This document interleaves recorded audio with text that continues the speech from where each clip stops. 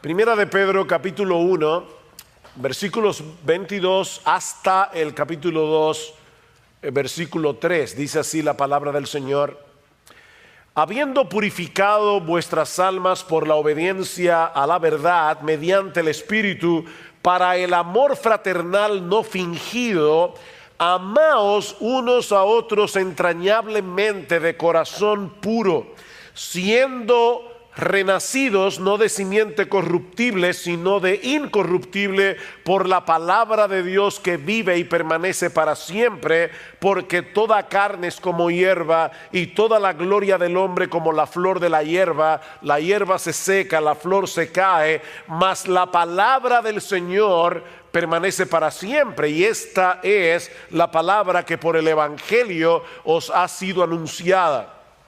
Desechando pues toda malicia, todo engaño, hipocresía, envidias y todas las detracciones, desead como niños recién nacidos la leche espiritual no adulterada, para que por ella crezcáis para salvación, si es que habéis gustado la benignidad del Señor.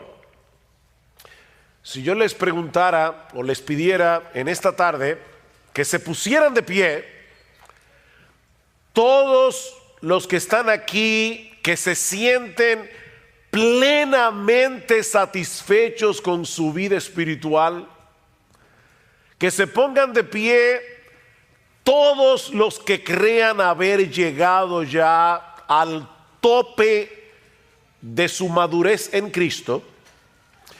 Yo estoy seguro que casi, y digo casi por si acaso hay alguno aquí que se quiera poner de pie, yo estoy seguro que casi nadie aquí se pondría de pie.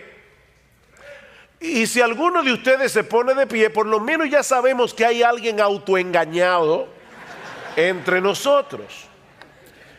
Porque la vida cristiana está supuesta a ser una vida en constante crecimiento hasta que lleguemos a la presencia del Señor. Así que comenzando por el que les habla y siguiendo por todos ustedes, aquí nadie ha llegado. Aquí nadie ha llegado. De hecho, cuando Pablo escribe su carta a los Filipenses, hablando precisamente acerca del tema de la madurez cristiana, ¿qué dice el apóstol Pablo? No que ya lo haya alcanzado, eso es Pablo hablando, o que ya haya llegado a ser perfecto, sino que sigo adelante a fin de poder alcanzar aquello para lo cual también fui alcanzado por Cristo Jesús. Y Pablo aclara: hermanos, yo mismo no considero haberlo ya alcanzado, pero una cosa hago, olvidando lo que queda atrás y extendiéndome a lo que está delante, prosigo hacia la meta, al premio del supremo llamamiento de Dios en Cristo Jesús. Filipenses capítulo 3, versículos 12 al 14. La vida cristiana es una carrera que termina con la muerte. Y ningún creyente puede darse el lujo de dejar de correr hasta el final. Ahora, el problema es que muchos que profesan ser cristianos han sido infectados con el fatalismo. Nunca confundan fatalismo con el hecho de creer en la soberanía de Dios. Nosotros creemos que Dios es soberano, pero eso no nos hace fatalistas. Como bueno, lo que va a pasar y no importa lo que yo haga o lo que yo deje de hacer. Bueno, eso es fatalismo. Y lamentablemente dentro de las iglesias cristianas hay personas que son fatalistas. Es decir, ellos han llegado a creer que están condenados a la mediocridad, a quedarse estancados donde están espiritualmente hablando.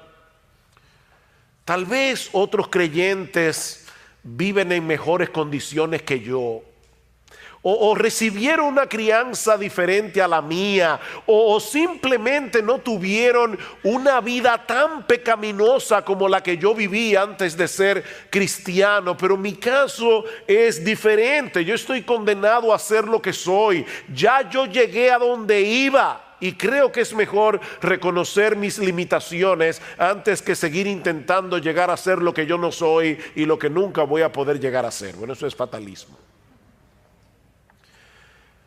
Y tal vez no todos lo expresan de esa manera, ¿verdad? Pero esa es la actitud con la que asumen sus vidas cristianas. Estos creyentes tienen una teología basada en sentimientos, en sus experiencias pasadas y no en lo que Dios nos dice en su palabra. Pastores, que ya yo lo he intentado y vuelvo y me caigo. Entonces, ¿para qué volverlo a intentar? Mi experiencia pasada es lo que está determinando cómo yo vivo mi vida cristiana en el presente y cómo yo creo que debo vivir mi vida cristiana en el futuro. Pero yo no debo vivir mi vida cristiana a la luz de mis experiencias. Yo debo vivir a la luz de lo que dice Dios en su palabra. Estos cristianos se sienten atrapados como si no hubiera otra opción para ellos. Ahora, yo espero demostrar en este preditaller que sí hay otra opción si somos verdaderos cristianos, porque Dios nos ha dado todos los recursos que necesitamos para nuestro crecimiento espiritual. Y mañana vamos a hablar acerca de la suficiencia de las Escrituras y vamos a ampliar este tema, pero en esta tarde yo quiero decirles que ustedes no están condenados a quedarse donde están, ni yo tampoco. Solo que no existe ningún atajo en la carrera de la fe, ninguna experiencia mística o emocional que nos lleve a crecer espiritualmente de la noche a la mañana. No, mis hermanos, se trata de un proceso gradual que dura toda la vida por la obra del Espíritu Santo en nosotros a través de su palabra. Y de ahí la exhortación que nosotros encontramos en nuestro texto en el capítulo 2 de la primera carta del apóstol Pedro, y allí tenemos en primer lugar un mandato. De hecho, el único mandato que hay en este pasaje que yo leí, y está en el versículo 2, desead. Desead como niños recién nacidos la leche espiritual no adulterada. Notan, mis hermanos, que no se trata de una sugerencia, es una orden. Lo que hace mucho que no pasaron por la escuela saben que la palabra desear aquí está en qué modo imperativo. ¿Y qué indica el modo imperativo? Es un mandato, es una orden de parte de Dios. De manera que si tú eres un cristiano y en este momento tienes muy poco apetito por la palabra de Dios, Dios te está ordenando aquí a que comiences a desearla más. Dios te lo ordena. Noten que Pedro no nos está diciendo aquí que debemos leer la Biblia o memorizar la Biblia o estudiar la Biblia o incluso enseñarle la Biblia a otros. Por supuesto, debemos hacer todo eso. Debemos leer la Biblia, debemos memorizar la Biblia, debemos estudiar la Biblia, debemos enseñar la Biblia a otros. Pero ¿qué es lo que Pedro nos está ordenando aquí? Que la deseemos. Y ese es el enfoque, ese es el énfasis de mi taller. No es cómo leer la Biblia, no es cómo estudiar la Biblia. Lo que yo quiero que veamos en esta tarde es que debemos desear la Biblia, desear la palabra de Dios. Esta palabra transmite la idea de algo que se anhela fervientemente, algo que deseas con tal intensidad que ninguna otra cosa de este mundo sería capaz de satisfacer ese anhelo. El anhelo por la Biblia. Se trata de algo que percibes como una necesidad tan vital como el aire que respiras. De ahí la analogía o la comparación que usa Pedro. ¿Cómo debemos desear la leche espiritual de la palabra? ¿Cómo? Como niños recién nacidos. Y por si acaso, Pedro no nos está diciendo aquí que si tú eres un nuevo creyente, un niño que acaba de nacer en la fe, debe desear la palabra de Dios. No. No importa que tengas 5 meses de nacido o que tengas 80 años como cristiano. Todo creyente debe desear la leche espiritual no adulterada, como los niños recién nacidos desean la leche materna. No es que Pedro esté hablando de nuevos creyentes. No, él está diciendo a todos los cristianos deben desear la palabra de Dios como los niños recién nacidos desean la leche espiritual. Los niños nacen con un dispositivo puesto por Dios que los lleva a desear la leche materna como ellos no desean ninguna otra cosa de este mundo. Porque sus vidas dependen de eso. Por eso alguien decía que los niños vienen de fábrica con un desorden obsesivo compulsivo por la leche materna. Un desorden obsesivo compulsivo. Ellos no quieren otra cosa. Y ustedes ven que da risa porque las madres se preocupan mucho por el color de la frazada con el que ellas envuelven al bebé mientras los lactan. ¿Verdad? Bueno, por lo menos en República Dominicana. Sobre todo si hay visita en la casa. Y ellas quieren que hasta eso se vea bien, ¿verdad? La frazada. Pero créanme, los niños recién nacidos no tienen ningún interés por la frazada. A ellos no les importa de qué color es, no les importan los animalitos que la abuelita le bordó. Ellos quieren leche, la leche de la mamá. No les interesa otra cosa. Tú le puedes ofrecer un peluche sumamente llamativo, pero ellos no quieren un peluche, ellos quieren leche. Y tienen una alarma horrible para que no se te olvide. Hace mucho oí la historia de un señor que tenía muchísimas deudas y alguien le preguntó, ¿y cómo tú duermes por las noches debiendo tanto dinero? Y dice, yo duermo como un bebé. De verdad, dice, sí, despierto cada 3 horas llorando, porque eso es lo que hacen los bebés. Los bebés despiertan cada 3 horas. Yo no sé por qué la gente dice dormí como un bebé y los bebés duermen. Eso es como una alarma ahí. Y comienzan grita hasta que la mamá les da la leche. Es un desorden obsesivo compulsivo que tienen los bebés. Bueno, hermanos, Pedro nos está diciendo en este texto que es así como tú y yo debemos desear la Biblia. Oh, wow. Ya como que no da mucha risa, ¿verdad?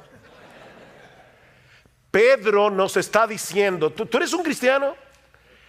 Desead como niños recién nacidos la leche espiritual no adulterada. Como los niños desean la leche de la mamá. Dice el salmista en el Salmo 19, versículo 10, que la palabra de Dios era para él más deseable que el oro, que mucho oro afinado, y era para él más dulce y más dulce que la miel que destila del panal. Y lo mismo expresa el autor del Salmo 119. Algunos creen que el autor del Salmo 119 era Esdras, el escriba. Pero sea quien haya sido el autor del Salmo 119, mis hermanos, este hombre escribió un poema de amor dedicado a la Biblia. Lean el Salmo 119 con eso en mente y se van a dar cuenta que es un poema de amor. Un hombre enamorado de la Biblia. Y solamente por citar algunos textos del Salmo 119, versículo 16, me deleitaré en tus estatutos y no olvidaré tu palabra. Versículo 20, quebrantada está mi alma, anhelando tus ordenanzas en todo tiempo. Versículo 47, me deleitaré en tus mandamientos, los cuales amo. Versículo 72, mejor es para mí la ley de tu boca que millares de piezas de oro y de plata. Versículo 97, oh cuánto amo tu ley, todo el día es ella mi meditación. Versículo 131, abrí mi boca y suspiré porque anhelaba tus mandamientos. Versículo 162, me regocijo en tu palabra como quien haya un gran botín. Eso es desear como niños recién nacidos la leche espiritual no adulterada. Y créame, tuve que seleccionar algunos textos del Salmo 119. Ahora, yo sé que el fatalista que hay en ti dice que eso no es posible. Nadie puede darle una orden a mis deseos para que yo desee lo que ahora no deseo. Es como pedirle a un paralítico que camine. Él no puede caminar por más que tú se lo ordenes, porque él tiene un problema que le impide caminar. Bueno, depende de quién se lo ordene.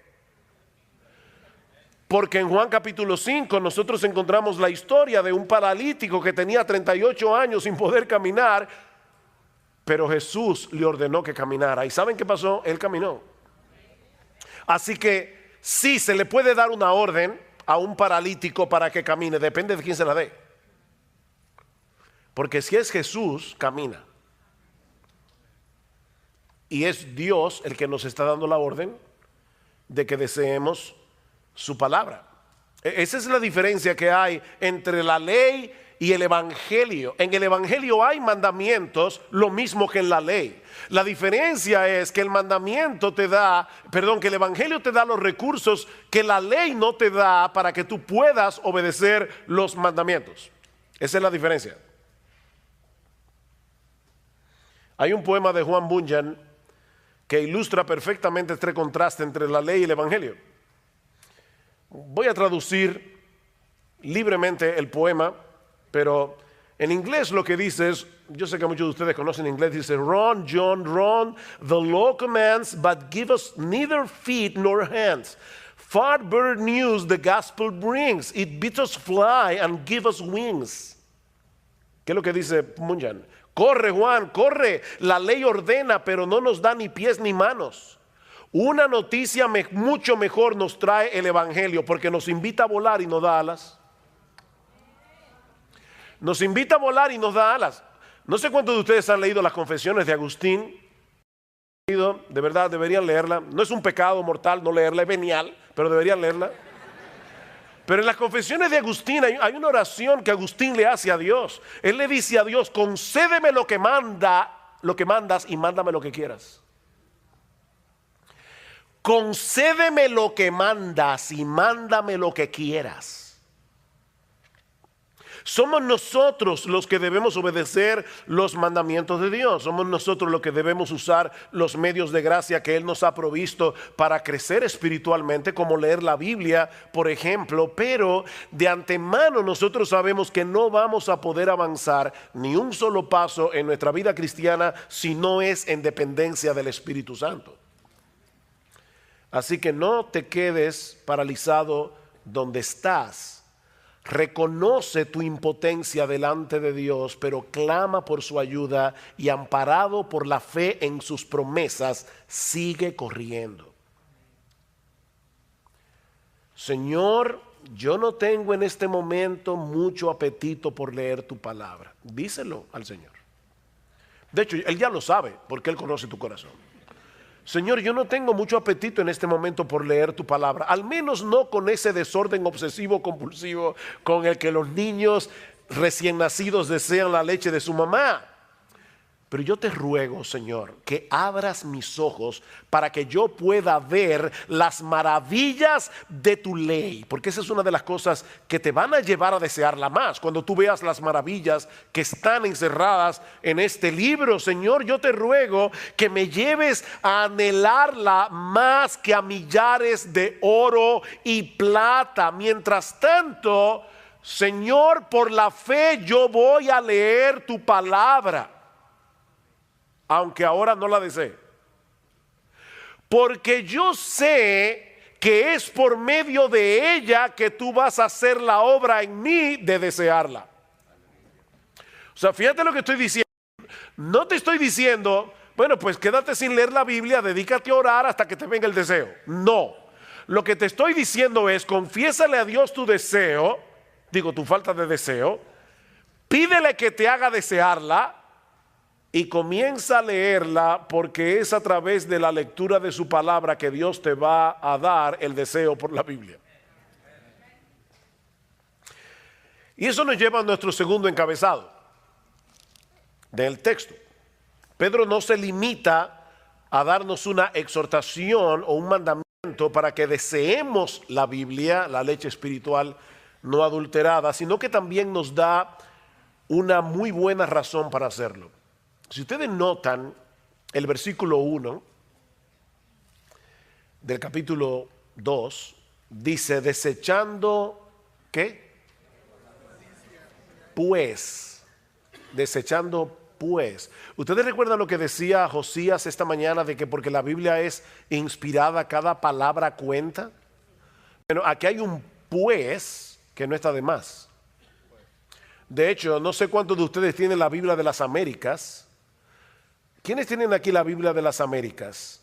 Ok, ¿cómo comienza el capítulo 2? Porque no comienza de esta forma. ¿Cómo comienza? Por tanto. Exacto, comienza con un por tanto. ¿Qué quiere decir eso? Que lo que Pedro va a decir ahora acerca del deseo que debemos tener por la palabra está conectado con lo que él ha venido diciendo antes. Por eso yo comencé a leer desde el versículo 22 del capítulo 1, porque ese es el contexto del pasaje. ¿Qué dice Pedro? Versículo 22 del capítulo anterior. Habiendo purificado vuestras almas por la obediencia a la verdad mediante el Espíritu para el amor fraternal no fingido, amaos unos a otros entrañablemente de corazón puro, siendo renacidos o habiendo nacido de nuevo, no de simiente corruptible, sino de incorruptible, por medio de la palabra de Dios que vive y permanece para siempre. Por tanto, desechando toda malicia, ¿ven el punto? La conexión. Fue por el poder de la palabra que Dios impartió en nosotros una nueva vida, dice Pedro, al punto de ser capaces de amarnos unos a otros con un amor sincero de hermanos. O sea, la palabra de Dios es tan poderosa. Palabra, nuestros corazones fueron purificados, nuestros corazones fueron libertados de la esclavitud del pecado, fueron libertados del orgullo, fueron libertados del egoísmo. ¿No es eso lo que nos impide amar a los demás? Bueno, Pedro dice, fue por la palabra que ustedes fueron purificados de esa manera, para que se puedan amar. Dice en Santiago capítulo 1 versículo 18, en el ejercicio de su voluntad, Él nos hizo nacer por la palabra de verdad, para que fuéramos las primicias de sus criaturas. El nuevo nacimiento se produce por la palabra. ¿Qué debemos hacer ahora? Alimentarnos de esa misma palabra que nos dio vida. Esa misma palabra por la cual fuimos transformados. Alguien decía, la madre de la criatura es también la amamantadora de ella, ¿no es así? La que pare el niño es la que la amamanta. Bueno, ¿quién te parió? Te parió Dios, ¿por medio de qué? Por medio de su palabra. Eso es lo que Pedro está diciendo. Fuiste engendrado por la palabra, amamántate de la palabra. Ahora tienes que seguir alimentándote por esa misma palabra, porque este libro no es un mero registro de las cosas que Dios hizo por nosotros o que Dios habló en un pasado distante. No, mis hermanos, esta es la palabra viva exhalada por el Dios vivo. Por eso es que constantemente nosotros encontramos expresiones en la Biblia como, por eso es que dice el Espíritu Santo, no dice dijo, dice el Espíritu Santo. Como en Hebreos capítulo 3, versículo 7 creo, como dice el Espíritu Santo. Todavía lo sigue diciendo. Esta palabra sigue hablando hoy como cuando se pronunció por primera vez. Es una palabra viva. Y ya oyeron ustedes hablando de la inspiración bastante hoy. Toda la escritura es inspirada por Dios y útil para enseñar, para redarguir, para corregir, para instruir en justicia, a fin de que el hombre de Dios sea perfecto, enteramente preparado para toda buena obra. Es la palabra exhalada de Dios. Es por eso que este libro es eficaz, porque está vivo. Increíble. Bueno, iba a usar esa ilustración mañana, pero bueno, ya, ni modo. ¿Saben que leí recientemente que una sociedad de ateos en Estados Unidos estaba haciendo fuerza porque sacaran la Biblia de los hoteles? la Biblia de los Gedeones. Y la pregunta mía es, ¿y por qué los ateos quieren que saquen la Biblia de los hoteles? ¿Será porque ellos creen que ella es capaz de convertir a la gente? Parece verdad como que los ateos tienen más fe en la palabra que muchos cristianos. Ellos le tienen miedo a este libro, a lo que este libro puede hacer. Y por eso quieren sacarlo de las escuelas, quieren sacarlo de los hoteles, quieren sacarlo de todas partes. La palabra de Dios es viva y eficaz y más cortante que toda espada de doble filo. La palabra de Dios está viva. Este libro está vivo. Es un libro poderoso. O el texto que citó nuestro hermano Carballosa ahora, dice: por eso también nosotros sin cesar damos gracias a Dios. Primera Tesalónica 2:13, de que cuando recibisteis la palabra de Dios que oísteis de nosotros, dice, la aceptasteis no como la palabra de hombres, sino como lo que realmente es. Estoy leyendo de las Américas, la palabra de Dios, la cual también hace su obra en vosotros los que creéis. Hace su obra. Es una palabra viva. Dios sigue hablando hoy a través de su palabra para transformar la vida de aquellos que la reciben por medio de la fe. Esta es una palabra que nunca perderá su poder de transformar. Sigue diciendo Pedro en el capítulo 1, porque toda carne es como hierba, versículo 24, toda la gloria del hombre como la flor de la hierba se seca, la flor se cae, mas la palabra del Señor permanece para siempre. Y esta es la palabra que por el evangelio os ha sido anunciada. Por tanto, desead como niños recién nacidos la leche espiritual no adulterada. La misma palabra que Dios usó para darnos vida es la misma que Él usa para sostener y fortalecer esa nueva vida. Y aunque el texto no lo menciona explícitamente, la persona divina que hace eso es el Espíritu Santo por medio de la palabra. Noten cómo Pedro comienza su primera carta, versículo 1, del capítulo 1. Pedro, apóstol de Jesucristo, a los expatriados de la dispersión en el Ponto, Galacia, Capadocia, Asia y Bitinia, elegidos según la presencia de Dios Padre en santificación del Espíritu, para obedecer y ser rociados con la sangre de Jesucristo. Es el Espíritu Santo el que hace esa obra por medio de su palabra. De manera que si tú quieres ver a Dios obrando en tu vida, si tú quieres que Él se manifieste en tu vida, sumérgete en este libro. Porque es aquí y no en ningún otro lugar donde Él se manifiesta. Yo escucho personas en el pueblo evangélico que quisieran tener alguna experiencia espectacular para poder sentir la presencia de Dios. No, ¿tú quieres encontrarte con Dios? Búscalo aquí. Oye, que no lo vas a encontrar en ningún otro lugar. Tú quieres encontrarte con Dios, búscalo en este libro. Aquí es donde Dios se revela. Ustedes recuerdan aquella famosa escena cuando Elías manda a matar a los profetas falsos de Baal, y él mismo sale huyendo al monte Carmelo y se esconde de la furia de Jezabel. Y dice que el Señor se le aparece en el primer libro de Reyes, capítulo 19. Escuchen lo que dice a partir del versículo 11. Y he aquí Jehová que pasaba, y un grande y poderoso viento que rompía los montes y quebraba las peñas delante de Jehová, pero Jehová no estaba en el viento. A los que les encanta la cosa, no, ahí no estaba Dios. Y tras el viento un terremoto, ahí sí. No, Jehová tampoco estaba en el terremoto. Y tras el terremoto un fuego, ahí sí, fuego es lo que queremos. No, Jehová no estaba en el fuego. Y tras el fuego un silbo apacible y delicado. Y cuando lo oyó Elías, cubrió su rostro con su manto y salió y se puso a la puerta de la cueva. Y he aquí vino a él una voz diciendo: ¿qué haces aquí, Elías? ¿Se dan cuenta? El Señor no estaba ni en el viento, ni en el terremoto, ni en el fuego. Él estaba en el sonido, susurro apacible de su voz. Dios se manifiesta en su palabra, Él actúa por medio de su palabra, Él se revela en su palabra, Él allí nos da a conocer lo que Él ha hecho, hace a nuestro favor. Es por eso que esta palabra no solo alimenta, es una palabra que deleita.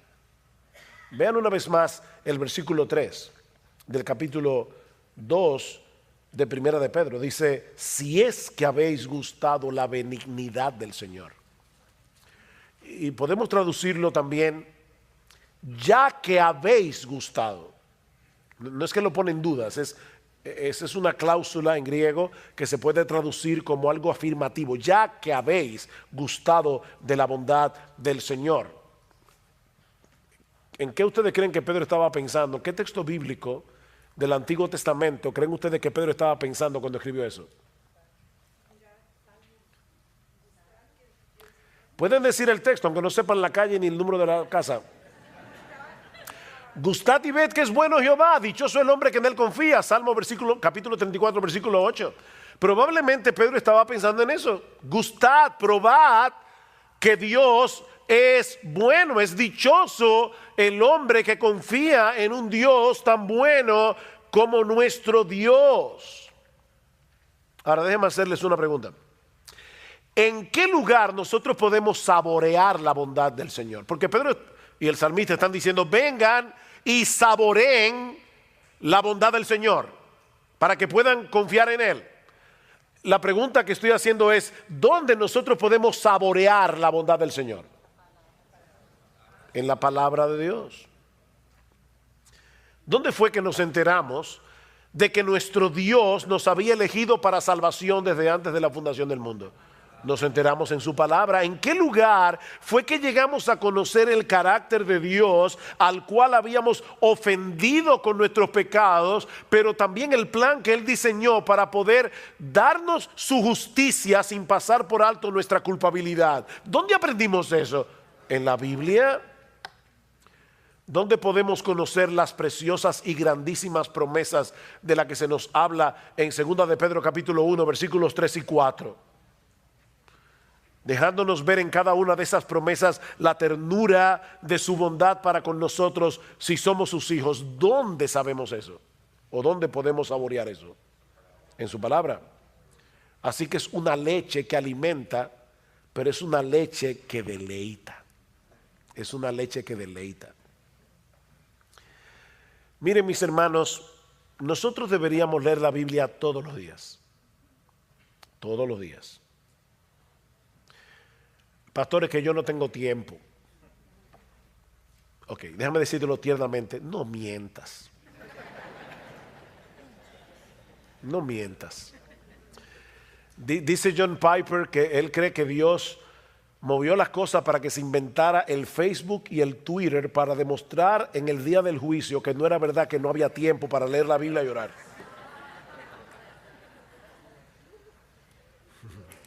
No mientas. No hay tiempo. Lo que pasa es que el tiempo para leer la Biblia no se encuentra. Se hace en tu agenda. Tú tienes que apartar el tiempo para leer tu Biblia. Y debes hacerlo todos los días. Porque nosotros necesitamos este alimento todos los días. Nadie en su sano juicio dice, voy a comer una vez al mes. Eso sí, el día que coma me voy a dar un atracón. No. Tú comes todos los días, 3 veces al día. Bueno, tú debes leer la Biblia todos los días. De verdad, todos los días. Si se puede leer la Biblia todos los días, se puede. Pero no lo hagas pensando que si no lees la Biblia, ese día te va a caer un rayo del cielo. No es por esa razón que tú debes leer tu Biblia todos los días. No leas la Biblia por el temor de que si no la lees, Dios te va a castigar o ese va a ser un mal día para ti, todo te va a salir en contra. No. Nosotros leemos la Biblia cada día para conocer mejor a Jesucristo. Nosotros leemos la Biblia cada día para conocer mejor el diamante del Evangelio, que tiene demasiadas aristas y hay que verlo por todos lados para entenderlo cada vez mejor. ¿Saben para qué? Para que Cristo sea cada vez más precioso para nosotros. Es por eso que debemos leer la Biblia. Porque toda esa bondad que nosotros hemos gustado de parte de Dios y que se encuentran en su palabra, han venido a ser nuestras únicamente por causa de Él. Me encanta como lo dice Pablo en el capítulo 1 de la segunda carta a los Corintios. Noten lo que dice en el versículo 20. Porque todas las promesas de Dios son en Él sí y en Él amén, por medio de nosotros para la gloria de Dios. No pierdan de vista la coma. Pablo no está diciendo que todas las promesas de Dios son en el sí y en el amén. No, en Él sí, coma, y en Él, amén, en quien todas las promesas de Dios son sí y amén, en Cristo Jesús. Sin Cristo nosotros no tendríamos derecho a apropiarnos de ninguna promesa bíblica. Así que cada vez que tú leas una promesa en la Biblia, aunque esté en el Antiguo Testamento, piensa en Jesús. Jehová es mi pastor, nada me faltará. Wow, qué hermoso. Bueno, esa promesa no es para ti si tú no estás en Cristo. Y por lo tanto, esa promesa habla de Cristo. Cualquier promesa que haya en la Biblia son en Él sí y en Él amén. Por lo tanto, ¿por qué tú debes leer la Biblia todos los días? Para enamorarte más de Jesús, que hace posible que Dios te trate con bondad y no con juicio, ya que habéis gustado la benignidad del Señor, la bondad del Señor. Por eso es que debes desear como niño recién nacido la leche espiritual no adulterada, porque esa bondad la gustas aquí es donde se gusta esa bondad. Porque es aquí que nos muestran a Cristo como el mediador que hace posible que todas las promesas de Dios sean sí y amén para nosotros.